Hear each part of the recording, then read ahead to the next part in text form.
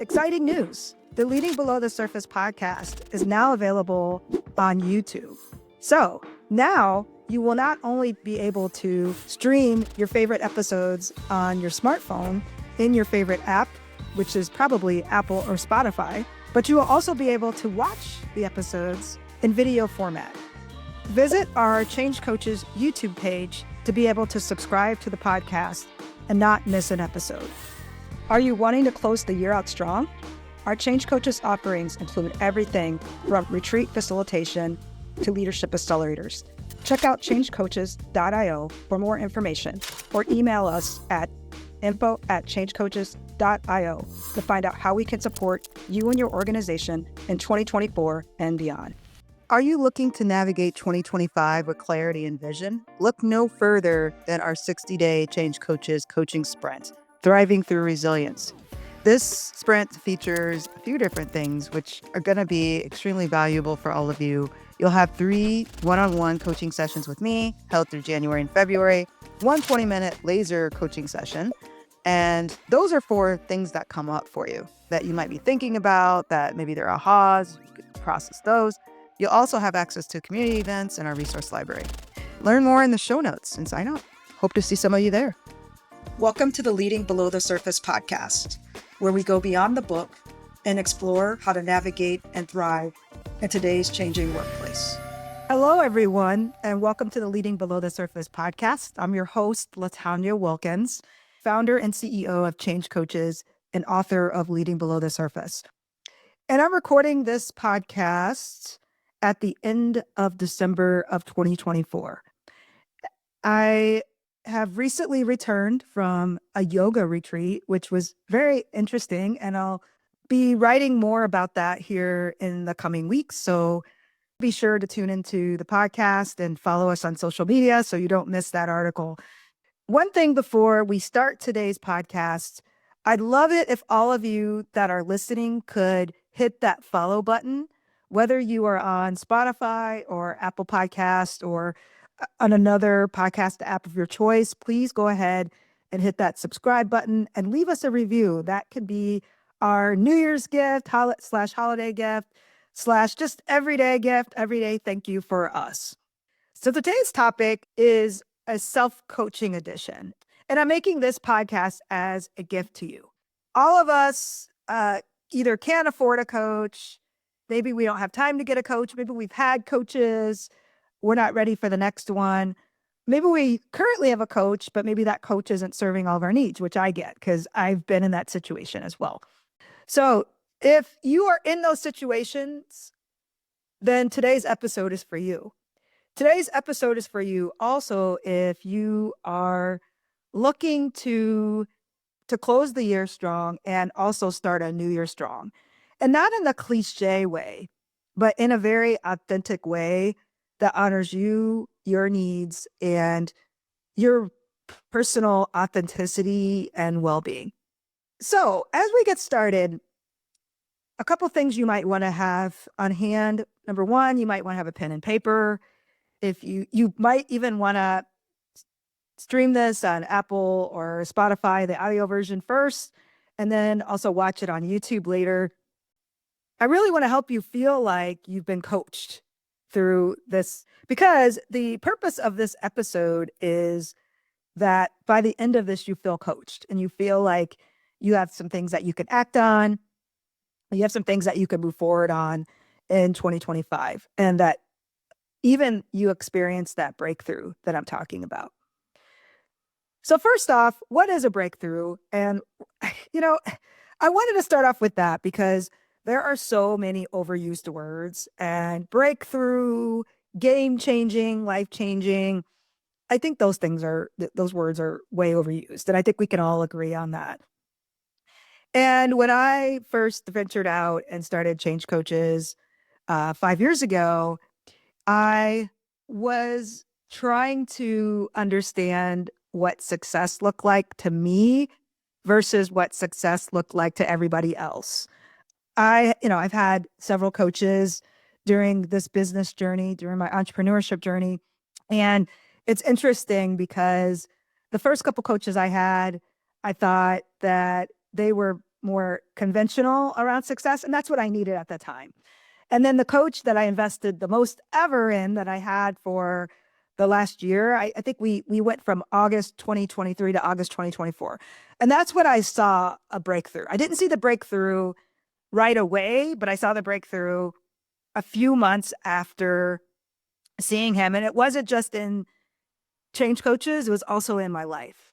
So today I'm giving you the gift of understanding what that breakthrough looked like for me, my own challenges with the cliche definitions of success, and how you can find your own success while also experiencing a breakthrough. So what is a breakthrough? Again, this is an overused word. What I think a breakthrough is I see it as something very holistic. I don't see it as like, your cash flow sheet or your balance sheet. I don't see it as numbers, like financial. That can be a part of it, but I think when you experience a breakthrough, you find that you aren't apologizing for as much anymore, if anything at all. You are freely removing things from your life that are no longer serving you. You trust the universe, you trust your path, and you're also surrendering to that path.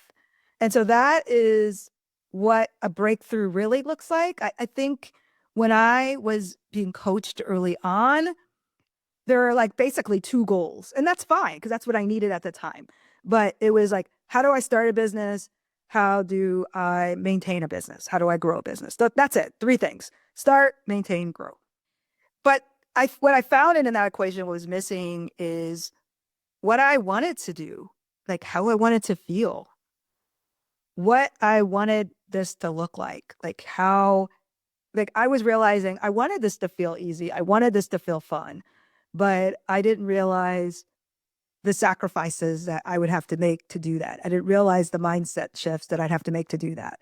And so I'm going to share all of that with you today as I share 3 coaching prompts on how you can do this yourself, and whether your breakthrough is something to do with your business, whether your breakthrough is something to do with your family, whether it's your social life, that's fine. It doesn't have to be the same things that I was looking for in my breakthrough.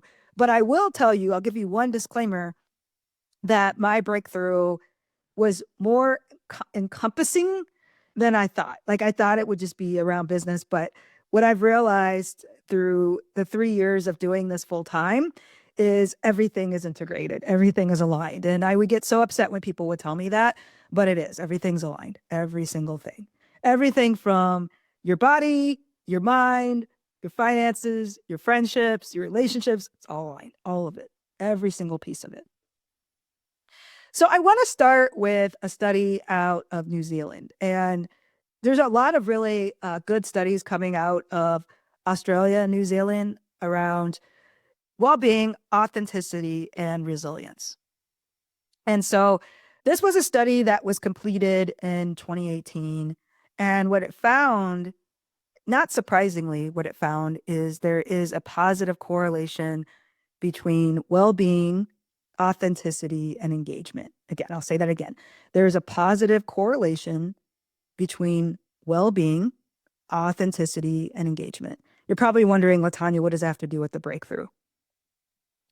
Well, it has everything to do with the breakthrough, because in order to have a breakthrough, I think we go in and we're just looking at the prize, right? We're looking at an end goal. We're looking at numbers. How much money am I going to have?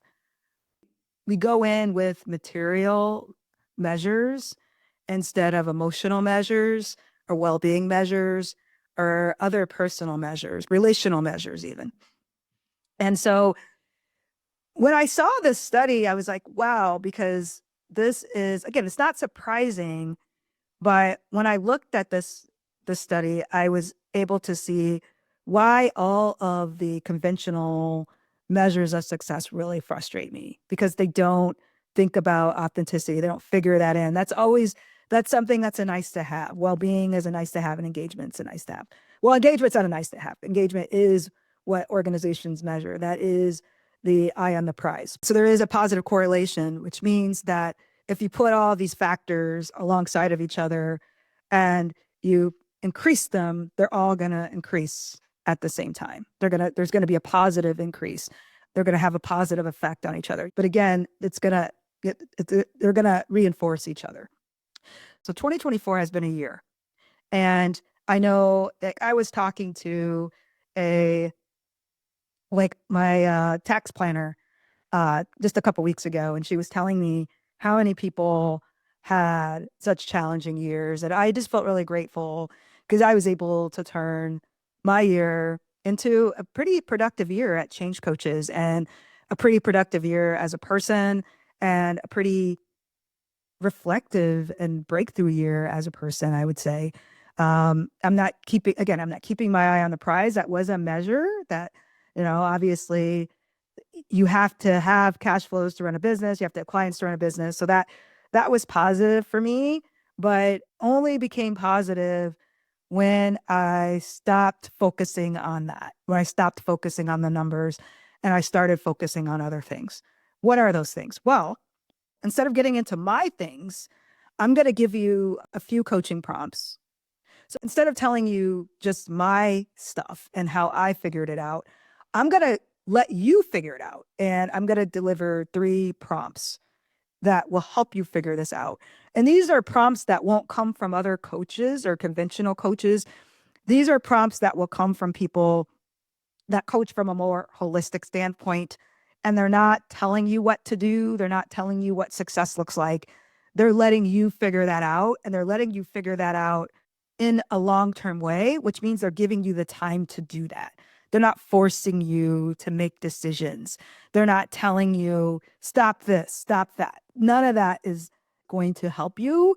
Again, it might help you when you're starting out, but when you really want to experience a breakthrough in the middle of something, this is going to be for you. Let's start with the first prompt. And I will tell you that these prompts may not be what you're expecting. And even as a coach, I kind of learned this the hard way that you got to get real deep if you really want to experience this breakthrough. Like you can only have surface success for so long. So to help you get below the surface, these prompts will be necessary. So the first prompt, and before I give you this prompt, you might even want to go back to the last episode where I interviewed Jonathan Gutierrez. We talked about somatic coaching because this is a somatic question.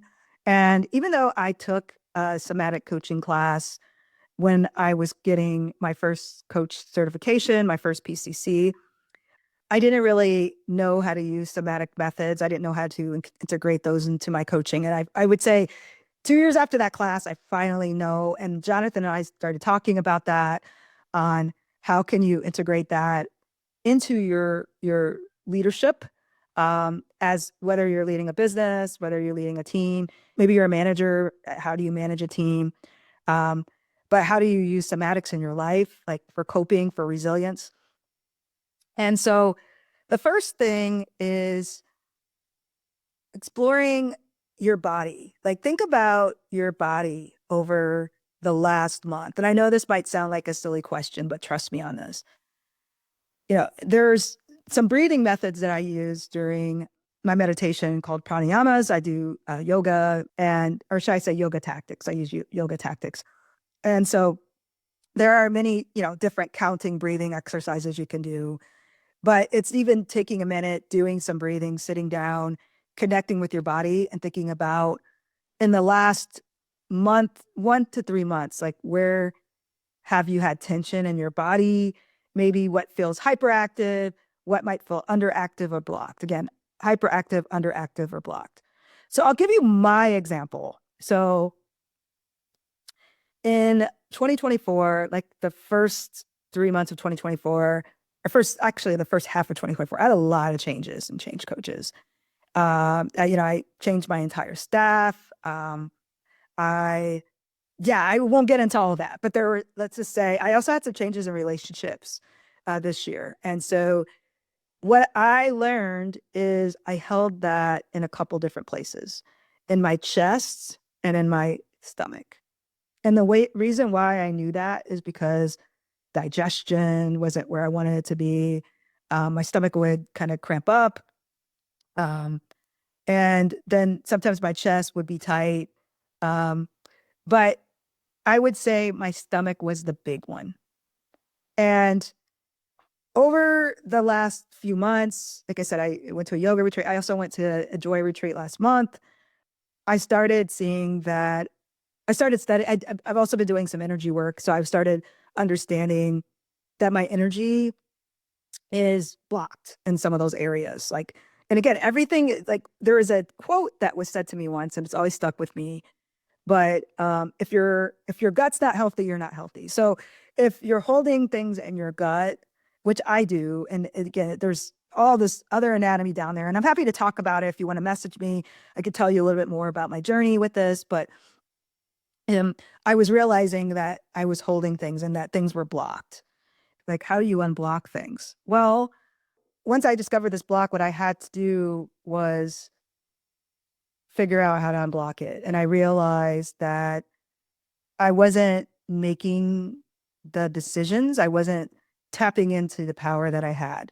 And once I tapped into that power, and I did the way I tapped into that power is I trusted myself and my decisions.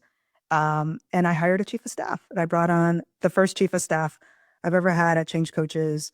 And I immediately felt that unblocked. I wasn't controlling things anymore. I wasn't trying to, I was letting go. I wasn't trying to steer the ship as closely anymore. And it's funny because with the chief of staff, like someone on my team the other day said, LaTonya, wow, you're getting told what to do. Yeah, because you have to really give up control of things that maybe you're not the best at. And it took me a while to do that because I think some of you may be surprised that I'm telling you this, but I know what my purpose is. So I'm not saying I don't know what that is. I'm not saying I don't have purpose and wisdom, but I didn't really understand what my purpose was in this business in Change Coaches. What my purpose, like I know what my purpose is as an author, as a coach, and I didn't really understand my purpose in Change Coaches. And now I do. And that purpose is to serve clients. It's to connect and expand the business. And number three, it's to enjoy myself while doing it, it's to really love this work. And only when I love this work and I have room to love this work, then everything else just falls into place. And I know that, again, that sounds cliche, but it's so true. And so when I brought on my chief of staff and I let her take over everything else, like that I thought CEOs needed to do, it's, again, it's been game changing. Those blocks, I wouldn't say they're completely gone, but the process of seeing where that block was and understanding um like that it was overactive and like really understanding like the activities that aggravated it, that's how I got to the breakthrough. So number one, think about parts of your body, like what's hyperactive, what's underactive, or what's blocked. Some of you may be in your head a lot, so maybe that's where it's at, like understanding how your head reacts. And this is a big topic, so I love to get, if any of you want to talk about this more or even want coaching on this, I'm happy to do that. Just in this podcast, we have limited time, but this is stuff I love to talk about. I can get into all the energy stuff that I've been doing that I found really, really beneficial. Second prompt. This is a big one, and this is going to be really hard for us. This was probably the hardest thing that I ever had to do, and like most courageous thing I've had to do in this decade. And that's truly giving up the things that are no longer serving you, right? Are no longer serving me. So that's my question to you. What is no longer serving you? And my second part of that question is, what are you afraid to give up? Folks, this is really hard. And I think that if you want a true breakthrough, true transformation, you might need years to figure out what these things are and how to give them up. Some examples could be relationships. Like I've realized how many relationships were blocking me. And it was hard because there was longevity. These are people I cared about, but they were blocking me in certain ways. And it's not that it's not black and white. It's not binary. Either you have the relationship or you don't, but you got to figure out how you have that relationship. But at the same time, I've even decided I don't need to be closely connected with them. Like they know how to get a hold of me. I don't need them on my social media. I don't need to see, because I was seeing how that was affecting my energy. And what's so interesting is, like I have this kindness and people compliment me on that. And that there's a difference between niceness and kindness. And this year I decided I don't want to be nice anymore. And it's okay to look out after myself and protect myself and have good boundaries. And so that might look like what's no longer serving you.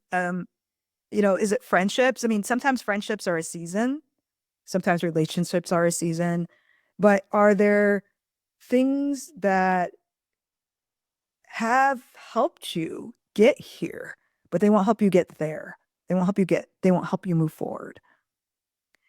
It's hard. It's really hard to do. And again, this took me years because there were some relationships where I was like, I knew deep down they weren't really working, but I held on to them. And again, it doesn't mean you have to just completely get rid of it, but redesigning, like as coaches, we like to talk about redesigning relationships.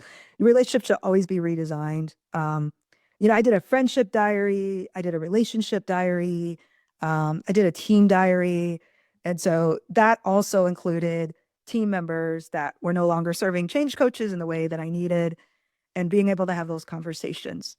It could be a job that's no longer serving you. It could be a way of thinking that's no longer serving you. Maybe that way of thinking was serving you. Like maybe you were in a fight or flight mode before and now you are in a growth mode and you want that to look different. Okay. Maybe that's not serving you. The last example I'll give you. And again, if you want coaching on this or you want to talk about this more, let's do it. But the other example that I'll give you is I've been through quite a bit of loss in my life. And, I've realized that, I've really healed from that. And it's really like since I was healing through loss for many years, I had certain people in my life that helped me with that. But then I kind of kept growing and I grew beyond that. And so it's, yeah, they didn't need to be in my life in that way anymore. And I didn't need to be in their life way anymore. It's kind of like, a metaphor is like a support group, right? Like, um, you might be in a support group and those people might be your deep friends for a while, but then you move on, right? Or a leadership cohort. Like you might go through an executive leadership cohort and then you move on, right? And then some of you continue growing or you grow in different directions. It doesn't have to be good or bad, or you don't have to above, below, I'm above. It doesn't have to be that either. It just maybe, again, some things are a season. Season, reason, lifetime. I love that saying. Some people are in your life for a season, some reason, some lifetime. Some things are in your life for a season, reason, lifetime. So really think about that. Like, and it's okay if it's a season. Yeah, I even have friends that I even in the last year, that I was kind of holding on to, and I kind of redesigned that relationship and it brought in new relationships. So again, what are you afraid of getting rid of? What are you afraid of clearing out? I've been reorganizing my space here, like physically. And when I do that, like when you clear things out, you open up for the new, and you can feel that. It's like, ooh, now I have space for this, or now I have space for new ideas. And then you can think about the new things you want to put on the walls, or the new environment that you want to create and manifest at home. Okay. All right. So let's move to the third prompt. So this is a big question. And again, this might be a question that you chew on for several months. But going back to the study, the correlation between authenticity, well-being, and engagement, like if you're finding yourself not engaged in something, maybe those two are missing. I don't know. But again, it's not a correlation doesn't imply causation. The study didn't prove that might be the case. But now I'm just kind of ad hocing from this and like, well, now I'm kind of just riffing on this study and like what more like possibilities could come from this. And so if you're not engaged, maybe there's not, maybe you can't be authentic. Maybe you don't have well-being. So how do you define success is the first part of this question. And then how can you build success? And gosh, this has been my big question for a while. Like I said, I started Change Coaches 5 years ago, and then I did it full time. This is my third year. So I started, I had a part-time job up until the end of 2021. And then 2022, I on my own. I started and it hasn't been what I expected. I was like, wow, because I was so excited and it was like such a ceremonious thing, but then it wasn't what I expected. And so and it wasn't what I expected because I hadn't defined success in the way that I wanted it to look for me. And folks, I'll tell you, like so many definitions of success have been out there or put out there for me that don't fit, ranging from friends to coaches. Like I interviewed a lot of coaches to find the last coach that I had. I told you was the most impactful coach I've ever had. Even though every single coach has brought me something. So, but like, let's go back to what kind of definitions of success I was fed. So number one, it was money. Make $1 million.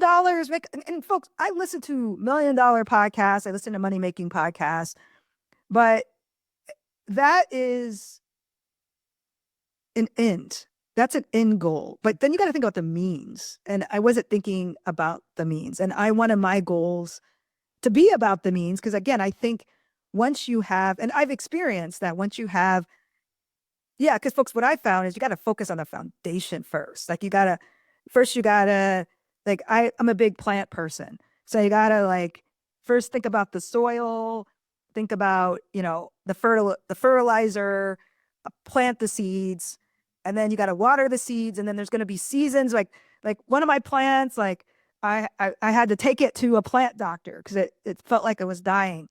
And then I had to revive it and I had to redo the soil. I had to replant it. So sometimes you have to replant things and you're like, wait, what? Like this plant was growing so well for many years and now I need to replant it and I don't even know if it's going to survive. Welcome to running a business. That's how it goes, right? And so for me, it was like the $1 million goal would be like, I want this plant to be, 12 inches tall in a year. Come on, right? You got to focus on all the other stuff. Like, and again, you could still have that as a big goal, but like your sub goals, like what is it going to look like? And like, what's that going to do for you? And then you might think, okay, maybe it's the insides that I need to worry about more, or maybe it's the foundation I need to worry about more before I think about these big goals. Speaking of $1 million podcasts, I was listening to one the other day and it was interesting because people throw that out there a lot. And it's like, this entrepreneur was saying like, you can't even be $1 million business if you don't have processes in place. Like, me not having a chief of staff until this year. Yeah. Like that, it would be really hard to get to those types of levels. And so just thinking about that, what is that? What does that foundation look like? And what does success look like to you? And I want to spend a little time on this before we close, but actually it's the last thing I want to spend time on before I close. Cause I know I could talk about this stuff all day and I know we just have a 20-minute podcast. So, but I'd love to have a conversation with some of you after this. Again, just email me info@changecoaches.io. But yeah, all these success measures were thrown at me. I think I even had people that were, they were leaving executive positions, and they were becoming coaches, and they wanted to make a lot of money, or they needed to make a lot of money. They didn't want to make a pay cut. So they only wanted to go after high ticket items. And they were telling me to do that. That's supposed to be success. I had someone tell me there's no feelings in business. And I was like, what? And so, and and I interviewed coaches, and it was all over the place. And yeah, I mean, I get what that coach was saying, but there are feelings in business. Like, let's go back to the plant. Like, I mean, I get what that quote means, but going back to the plants, it's when I think about feelings, yeah, of course I felt disappointed about the plant, but do I feel disappointed enough to let it derail me? No, I feel disappointed, and it's helping me it's helping me get motivated. It's helping me bring in an expert to help me out to figure out what's going on next. And so whatever yours is, think about that. Like, what do you want success to look like? And if you're having a hard time, like maybe like we've all been conditioned, especially if you're listening to this podcast and you're American, it's very individualistic culture. And so we've been conditioned to have these material goals, but what do you want success to look like? And I'll give you an example. What do I want success to look like? I want to wake up every day and be excited to connect with all of you, and to be feeling like I'm making change in the world, and focusing on that change I'm making, and focusing on those connections and deepening those connections and building community. But I wasn't able to do that. Like, when I was focused on material, I wasn't doing those things. And so I had to take a step back and say, what kind of business do I want to wake up to every day? Yeah. And so one of the things that I'll end with this, one of the things we teach at Kellogg is Maslow's hierarchy of needs. And I get it. Like, the bottom needs, like, is food, water, shelter. Like, sometimes we're focused just on those, and that could keep us in a fight or flight mode. I will say that when I first started off, I was focused on those things, and that did keep me in a fight flight mode. And I wasn't able to get to the self-actualization because of that. So I'm not saying you shouldn't think about those things, especially if you're recently promoted, if you're starting a business, if you're thinking about starting and doing relationships, getting the basics, but don't let it stop there, right? You could start there, but don't let it stop there. And that's kind of what I did. And going back to the plant metaphor, it's, do I want that plant just to survive, or do I want it to thrive, right? And the survival was necessary at first, but then you got to think about the thriving. And sometimes you do that dually and just stay in the flow of it. Like, don't get out of the flow of the plant. Like, once the plant is once it's survived, then it's thriving. And so now with that plant, I'm thinking about the plant right now, I have to repot it. And every day I see it, I'm like, gosh, I got to repot that thing. It's really grown. So to recap, today we talked about the positive correlation between well-being, authenticity, and engagement. I provided you with 3 prompts to be able to move into a breakthrough, at least try to move in that direction. I hope this was helpful for everyone. I'd love to hear from you. Again, you can email us at info@changecoaches.io. But I strongly suggest, to get the most out of this self-coaching edition, that you have a pen, sheet of paper, go back through this, jot some things down, share it with me. I'd love that. And thanks, folks, and we'll see you next time.